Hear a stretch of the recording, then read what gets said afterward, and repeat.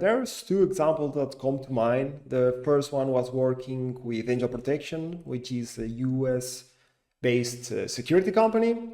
And what we've done with them is we've developed a system that was able to read the video feed from CCTV cameras. And what we were doing is we were detecting dangerous elements such as guns, rifles, and so on.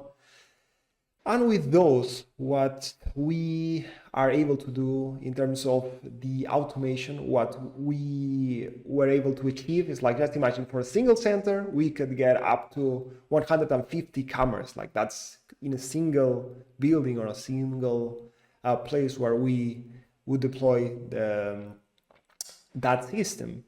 And how many people we would actually need for monitoring 150 cameras, and that just for a single center. So this code has been deployed over many centers, and it can run to an unlimited amount of cameras. It just depends on your computational hardware. So that was a great case for automation, because you really don't want to have so many people trying to make sure that there isn't anything bad happening in those CCTV camera feeds.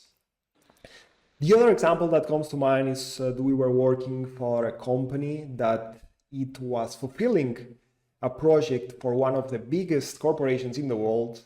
And there we designed a quality control system where we actually knew what sort of unit we were dealing with, and we know how many of each of its components it was supposed to have. So imagine, like, it has a certain amount of band ends, it has a certain amount of corners, has a certain amount of different elements, and we knew how many were there.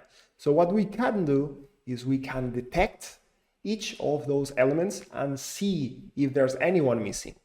And the interesting part is that we can not only say there is one missing of that particular component, but also say, like, it's likely like the one like top leftmost or something like that, because we are not only like detecting them, but we are also like localizing. So we were able to identify which one was missing, which was very helpful for the customer.